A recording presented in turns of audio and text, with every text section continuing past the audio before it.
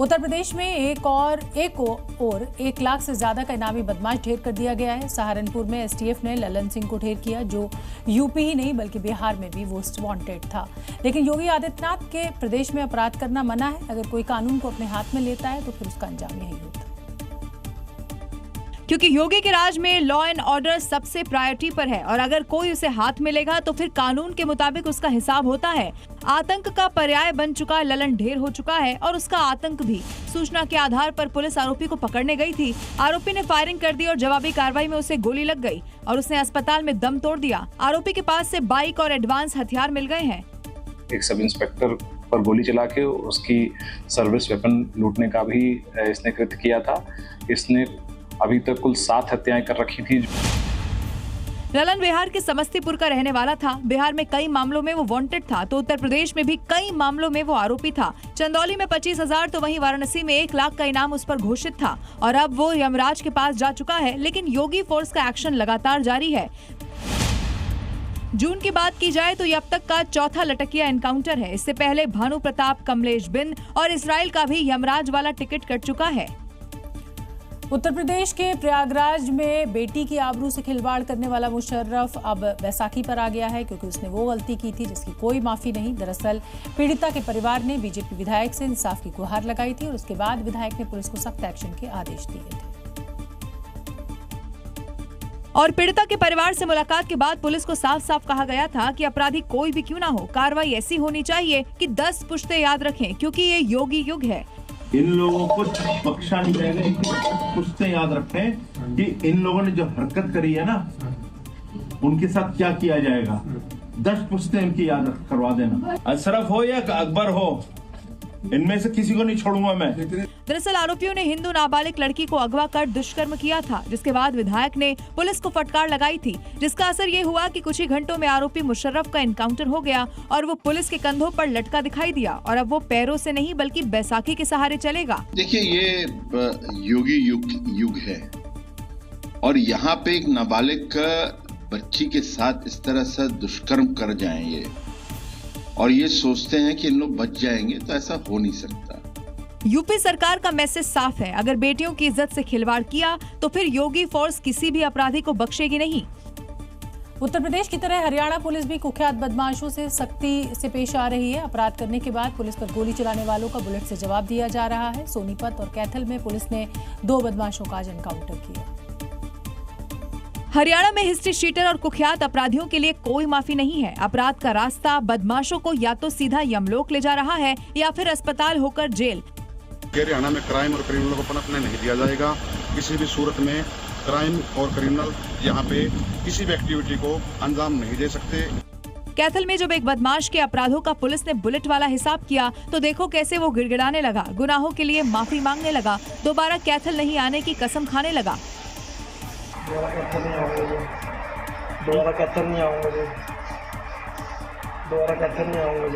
कैथल के इस अपराधी को तो माफी का मौका मिल गया, लेकिन सोनीपत में एक मोस्ट वांटेड कुख्यात बदमाश को तो ये नसीब भी नहीं हुआ। पुलिस पर फायरिंग करने की जुर्रत ने उसके लिए नर्क का रास्ता खोल दिया। गोपाल नाम का ये कुख्यात बदमाश एनकाउंटर में ढेर कर दिया गया। उम्र कैद की सजा काट रहा ये बदमाश पेरोल पर बाहर आकर हत्या करने की फिराक में था। इस पर 2 दर्जन से ज्यादा केस दर्ज थे।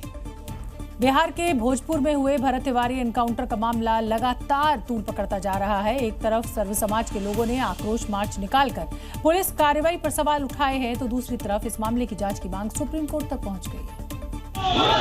वहीं भरत के परिवार और सर्व समाज के लोगों ने पुलिस कर्मियों के खिलाफ जांच की मांग की है। सस्टेन क्या चीज है? कुछ नहीं है, कोई माने नहीं रखता है उसको। जो भ्रष्ट अधिकारियों के खिलाफ आवाज उठाता था उसको फर्जी एनकाउंटर करके मार दिया गया। के प्रति ये सिंबल है। और मैं आपको बता दूं कि भरत भूषण तिवारी की हत्या हुई है, एनकाउंटर नहीं है। और 17 जून को हुए भरत तिवारी एनकाउंटर के बाद सड़कों पर गूंजते इंसाफ के सवाल सुप्रीम कोर्ट तक पहुंच गए हैं। मामले में सीबीआई जांच की मांग भी तेज हो गई है। फिलहाल मामले को लेकर विरोध और इंसाफ की मांग जारी है और भरत तिवारी एनकाउंटर अब सिर्फ एक पुलिस कार्रवाई का मामला नहीं बल्कि न्यायिक जांच और जवाबदेही की मांग का मुद्दा बन चुका है। अब आगे की कानूनी प्रक्रिया और जांच पर सभी की नजरें टिकी हैं। उत्तर प्रदेश के बहराइच के एक गांव में सांप्रदायिक तनाव के चलते पुलिस अलर्ट मोड पर है। दरअसल यहां एक मुसलमान युवक के हिंदू नाबालिग लड़की को भगाकर ले जाने के बाद भीड़ ने जमकर बवाल मचाया। आरोपी के घर पर पथराव भी किया गया। बहराइच में पिछले कुछ घंटे तनाव भरे रहे क्योंकि दो समुदाय के लोग आमने सामने आ गए थे। पुलिस ने बवाल की वजह बने आरोपी को अरेस्ट कर लिया है और इलाके में सख्त पहरा लगा दिया है।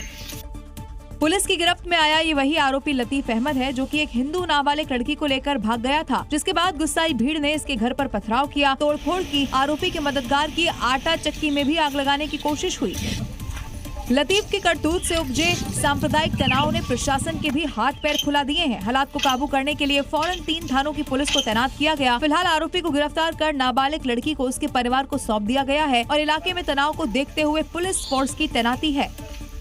पेपर लीक के बाद कड़ी सुरक्षा के बीच नीट री एग्जाम अब खत्म हो गया है। इस बीच पुलिस प्रशासन ने कई फर्जीवाड़ों का खुलासा किया। बिहार से लेकर मध्य प्रदेश तक पुलिस ने ऐसे कई लोगों को गिरफ्तार किया जो नीट री एग्जाम में बड़ी सेंधमारी करने की फिराक में थे, जिसमें सबसे बड़ा एक्शन बिहार के लखीसराय में हुआ। बिहार के लखीसराय में एक बड़े सॉल्वर गैंग का पर्दाफाश हुआ है। वहीं मध्य प्रदेश के इंदौर से नीट का फर्जी पेपर बेचने वाला युवक पुलिस के हत्थे चढ़ा। सबसे बड़ा खेल लखीसराय में हुआ, जहां पुलिस ने दूसरे के बदले परीक्षा दे रहे एक बड़े सॉल्वर गैंग पर शिकंजा कसा। इस दौरान पुलिस ने 3 सेंटर से 30 लोगों को गिरफ्तार किया, जिसमें 9 डमी कैंडिडेट और 18 बायोमेट्रिक सिस्टम से जुड़े 18 लोग शामिल हैं। मामले में अब तक 2 FIR दर्ज हुई है। गया मेडिकल कॉलेज का अर्पित राज, जो कि इस पूरे मामले का सेटर था, कुछ मामलों में उसकी सेटिंग थी, वो भी पकड़ा गया। जो बायोमेट्रिक वेरिफिकेशन सिस्टम में आउटसोर्स्ड कर्मी लगे हुए थे, उनकी मिलीभगत सामने आई है। बताया जा रहा है कि ये सॉल्वर गैंग 30 से 40 लाख में पेपर का सौदा करते थे। SDPO के अनुसार हर एक सॉल्वर को 50 से 70 हजार एडवांस मिला था। फिलहाल पुलिस इस बात की जांच कर रही है कि इस पूरे नेटवर्क के पीछे असली मास्टरमाइंड कौन है और इसके पीछे कितने लोग जुड़े। पेपर लीक कांड के बाद NTA ने इस बार कड़ी सुरक्षा के बीच नीट का री एग्जाम तो करवा लिया, लेकिन बिहार के लखीसराय समेत कई जगहों से हुई प्रॉक्सी स्टूडेंट्स की गिरफ्तारी ने इसकी साख पर सवाल जरूर खड़े किए, वो भी तब जब बायोमेट्रिक वेरिफिकेशन जैसी प्रक्रिया अपनाई जा रही थी, जिस वजह से कई जगहों पर छात्रों को प्रवेश नहीं मिल पाया और वो परीक्षा नहीं दे सके। तो कई जगहों पर चंद सेकंड की देरी की वजह से उनके परिजन रोते गिड़गिड़ाते नजर आए। लेकिन वहीं सॉल्वर गैंग के सदस्यों ने प्रवेश भी कर लिया और दूसरे के बदले एग्जाम देने भी बैठ गए थे। और इसका खुलासा तब हुआ जब बिहार के लखीसराय में अलग अलग एग्जाम सेंटर से सॉल्वर गैंग के 9 सदस्यों को पकड़ा गया, जो Delhi, BHU, Raebareli, PMCH, AIIMS के छात्र और इंटर्न निकले। इन गिरफ्तारियों ने पुलिस के साथ ही NTA के भी होश उड़ा दिए हैं। क्वेश्चन पेपर की जिम्मेदारी तो एयरफोर्स ने उठा ली, सुरक्षा की कमान पुलिस के साथ CISF, CRPF और BSF ने संभाली, लेकिन एग्जाम सेंटर को सेंधमारी से बचाने वाली बायोमेट्रिक सिस्टम में ही सॉल्वर गैंग ने सेंध लगा दी, जिसके बाद NTA एक बार फिर सवालों के घेरे में आ गया है। क्योंकि अभी तक की हुई इन गिरफ्तारियों में सिर्फ मेडिकल स्कॉलर ही नहीं, बायोमेट्रिक कंपनी के कई कर्मचारी भी शामिल हैं। यहां तक कि जिस मेडिकल स्टूडेंट मयंक को सबसे पहले पकड़ा गया था, वो भी बायोमेट्रिक कंपनी का कर्मचारी बनकर अंदर दाखिल हुआ था। ऐसे में NTA को लेकर बड़े सवाल एक बार फिर खड़े हो रहे हैं। जैसे जब नीट केंद्रों पर बायोमेट्रिक जांच होती है तो दूसरे के बदले परीक्षा देने वाले स्कॉलर्स अंदर कैसे पहुंच जाते हैं? अंतर पकड़े जाने पर भी क्या आरोपियों को प्लान के तहत अंदर जाने दिया जाता है? क्या प्रवेश प्रक्रिया के किसी चरण में तकनीकी या मानवीय चूक हुई है? क्या ये केवल कुछ अभ्यर्थियों तक सीमित मामला है या इसके पीछे कोई संगठित नेटवर्क सक्रिय था? क्या फर्जी अभ्यर्थियों को केंद्र तक पहुंचाने में किसी अंदरूनी मदद की आशंका है? परीक्षा केंद्रों की निगरानी और सत्यापन व्यवस्था की भूमिका की भी क्या जांच होगी? महाराष्ट्र की सियासत में जिस ऑपरेशन टाइगर की चर्चा लगातार चल रही थी, वो शिवसेना UBT के 6 सांसदों की टूट के साथ आज सामने आ गई, जिन्होंने आज शिंदे गुट का दामन थाम लिया। हालांकि एकनाथ शिंदे का दावा है कि ऐसा कोई ऑपरेशन नहीं चल रहा था। बागी सांसद UBT की नीतियों से खफा थे। भले ही इस टूट को जो भी नाम दिया जाए, लेकिन सच्चाई तो यही है कि अब बागी सांसद शिंदे गुट का हिस्सा हो जाएंगे। शिवसेना शिंदे गुट के पास अब सांसदों की संख्या 13 हो गई है, जिसमें 7 उनके अपने हैं और 6 UBT से आए हुए हैं, जबकि UBT के पास सांसदों की संख्या 9 से घटकर 3 रह गई है। Operation tiger success. Operation tiger की कामयाबी पर जी न्यूज के सवाल पर जहां शिंदे थम्स अप दिखाते हुए नजर आए, तो वहीं संजय राउत ने शिंदे पर तंज कसा है। वहीं दूसरे विपक्षी दलों ने भी इस घटनाक्रम पर अब सवाल खड़े किए हैं। आप कोई गद्दार कहें या क्या कहें तो और क्या कहेंगे? कोई सत्यवादी हरिचंद तो कह नहीं सकते इन 6-7 लोगों को। ये नाम कहाँ से टाइगर नाम दे दिया है? ये काम तो चोरों का है, छुप करके। शिंदे गुट में शामिल होने वाले सांसदों में हिंगोली के एमपी नागेश पाटिल अष्टकर और धाराशिव एमपी ओम प्रकाश राजे निम्बाड़कर हैं। परभणी के एमपी संजय जाधव यवतमाल से, वाशिम एमपी संजय देशमुख शिरडी से, तो वहीं एमपी भाऊ साहब वाकचौरे भी हैं। मुंबई उत्तर पूर्व एमपी संजय दीना पाटिल का भी नाम इसमें शामिल है। उत्तर प्रदेश के अलीगढ़ में मुख्यमंत्री योगी आदित्यनाथ ने मिशन 27 के लिए एक बार अपनी बात कही है। उनकी इस जनसभा में बड़ी तादाद में मुसलमान लोग भी पहुंचे हुए थे, जो विकास नीतियों को लेकर मुख्यमंत्री योगी आदित्यनाथ का समर्थन करते हैं।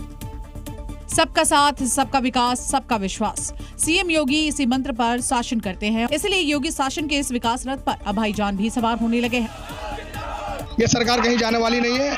फिर योगी जी दूसरा के तीसरा के मुख्यमंत्री बनेंगे। 2027 में 400 पार सीट फिर आएगी योगी जी की। जो माफिया लोग हैं उनके लिए विरोधी हैं, उनके लिए कहते हैं वो विरोध है। धर्म का चश्मा उतारकर विकास को वोट का मापदंड बनाने वाले इन मुस्लिमों की कसौटी पर योगी आदित्यनाथ खरे उतर रहे हैं। नियत जब साफ होती है तो नीति और नियंता अपने आप मार्ग प्रशस्त करते हैं और यही डबल इंजन सरकार की पहचान है। अब सवाल है कि 27 की लड़ाई में अलीगढ़ के भाईजान का पॉजिटिव सर्वे विपक्ष के लिए कितनी मुश्किल खड़ी कर देगा। उत्तर प्रदेश के मुख्यमंत्री योगी आदित्यनाथ का संदेश एकदम साफ है, जो भी अवैध है वो मिट्टी में मिलेगा। आज सीतापुर में समाजवादी पार्टी के दफ्तर पर बुलडोजर एक्शन हुआ। ध्वस्तीकरण के इस काम में 4 बुलडोजर लगाए गए थे, जिसने 2500 वर्ग फीट क्षेत्र में बने दफ्तर को पूरी तरह जमींदोज कर दिया। सरकारी जमीन पर बने समाजवादी पार्टी के इस अवैध ऑफिस को मिट्टी में मिलाने के लिए बुलडोजर को महज 2 घंटे का वक्त लगा। 4 बुलडोजर को ध्वस्तीकरण के लिए इस काम में लगाया गया था। देखिए कैसे प्रशासन के 4 बाहुबली अवैध ऑफिस की ईंट से ईंट बजवा रहे हैं, अवैध कब्जे को पूरी तरह से ध्वस्त कर रहे हैं। सीतापुर के टाउन हॉल परिसर में 2500 वर्ग फीट पर बने इस अवैध ऑफिस में एक बड़ा हॉल और 2 कमरे बने हुए थे। 21 साल से चल रहे समाजवादी पार्टी के इस अवैध ऑफिस को बुलडोजर ने 120 मिनट में ही इतिहास बना दिया। नजूल की भूमि पर बने इस ऑफिस का पट्टा 2005 में ही निरस्त कर दिया गया था। प्रशासन ने करीब 15 दिन पहले नोटिस जारी कर दिया था, जिसके बाद ध्वस्तीकरण की कार्रवाई हुई। हालांकि बुलडोजर एक्शन से पहले ही ऑफिस को खाली कर दिया गया था। मध्य प्रदेश के सिंगरौली में सरकारी जमीन पर मुसलमान समुदाय की तरफ से बनाए गए एक अवैध चबूतरे को लेकर आज जमकर विवाद हुआ। हिंदू संगठनों ने आरोप लगाया है कि सरकारी जमीन पर अवैध कब्जे की कोशिश हुई है और प्रशासन से तुरंत एक्शन की मांग की,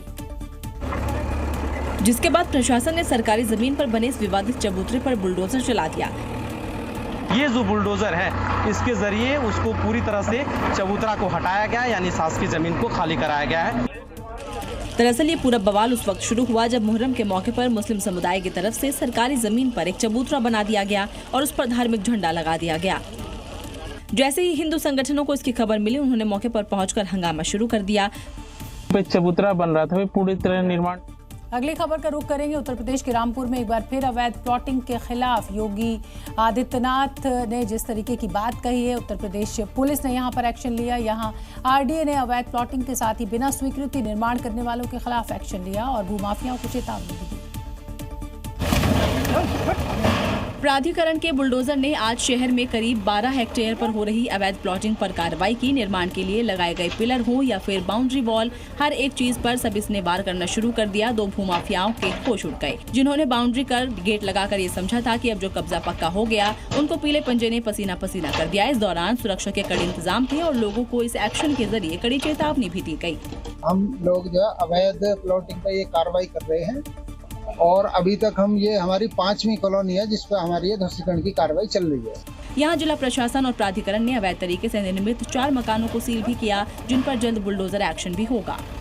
भारत के खिलाफ एक और आतंकी साजिश का खुलासा हुआ है। राजस्थान के एटीएस ने बड़ी कार्रवाई करते हुए जैश ए मोहम्मद के सरगना मसूद अजहर के लेडी ब्रिगेड प्लान को एक्सपोज किया है और खदीजा नाम की एक महिला को स्लीपर सेल बताकर गिरफ्तार भी किया है, जिसका ब्रेन वॉश कर जैश ए मोहम्मद के सरगना ने उसे देश के खिलाफ कट्टरपंथ को बढ़ावा देने का टास्क दिया था। लेकिन मिलिट्री इंटेलिजेंस के इनपुट पर एटीएस ने खदीजा जयपुर से गिरफ्तार कर लिया। जांच एजेंसियों का कहना है कि महिला का असली नाम बबीता धाकर है, जिसका ब्रेन वॉश कर धर्म परिवर्तन कराया गया, जिसके बाद इसने अपना नाम खदीजा रख लिया। खदीजा की गिरफ्तारी के बाद सुरक्षा एजेंसियों के बीच हलचल बढ़ गई है, क्योंकि खदीजा का आतंकी संगठन जैश ए मोहम्मद से कनेक्शन सामने आया है। साथ ही कुछ पाकिस्तानी हैंडलरों के संपर्क में भी होने की आशंका है। ये महिला अपने मोबाइल के माध्यम से जो भारत की संप्रभुता को खतरे में डालने वाले संगठन है उनके संपर्क में थी। एक व्यक्ति से संबंध स्टैब्लिश हो रहा है। फिलहाल पुलिस खदीजा के अकाउंट, ट्रैवल हिस्ट्री और ऑनलाइन एक्टिविटीज को खंगाल रही है। भ्रष्टाचार की परतें अब खुल रही हैं बंगाल में और टीएमसी नेताओं की कारगुजारियों पर भड़का जनता का गुस्सा कम होने का नाम नहीं ले रहा। जनता के आक्रोश का ताजा शिकार बने हैं पूर्व एमएलए रामेंदु सिंह रॉय, जो अपने खिलाफ केस दर्ज होने पर कर्नाटक गए थे। लेकिन जैसे ही पुलिस उन्हें ट्रांजिट रिमांड पर लेकर हुगली पहुंची, जनता पहले से उनके इलाज के लिए तैयार खड़ी थी। किसी के हाथ में अंडा तो किसी के हाथ में जूतों की माला। पुलिस ने रामेंदु सिंह रॉय को जनता से बचाने के लिए रात होने का इंतजार किया, लेकिन जनता थाने के बाहर से जाने को तैयार ही नहीं थी। थाने के बाहर तगड़ी सिक्योरिटी थी और बाहर चोर चोर के नारे लग रहे थे। पूर्व विधायक पर सरकारी राहत सामग्री चुराने और विरोध करने पर हथियार दिखाकर धमकाने का आरोप है। पुलिस लोगों को घर जाने और शांत रहने का आग्रह करती रही, लेकिन जनता मानने को तैयार ही नहीं थी। और उत्तर प्रदेश के गोरखपुर से एक दिल दहला देने वाली घटना सामने आई है। यहाँ पारिवारिक विवाद में 16 साल के नाबालिग लड़के ने खौफनाक कदम उठा लिया और अपने बड़े भाई, भाभी और उनके मासूम बच्चे की धारदार हथियार से हत्या कर दी। इस ट्रिपल हत्याकांड से पूरे इलाके में सनसनी है।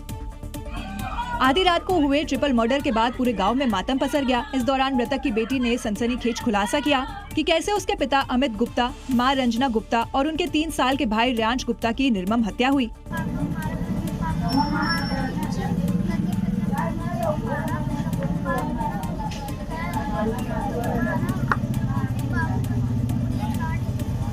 मासूम की गवाही पर पुलिस ने फौरन आरोपी को डिटेन कर लिया, जो कि नाबालिग है।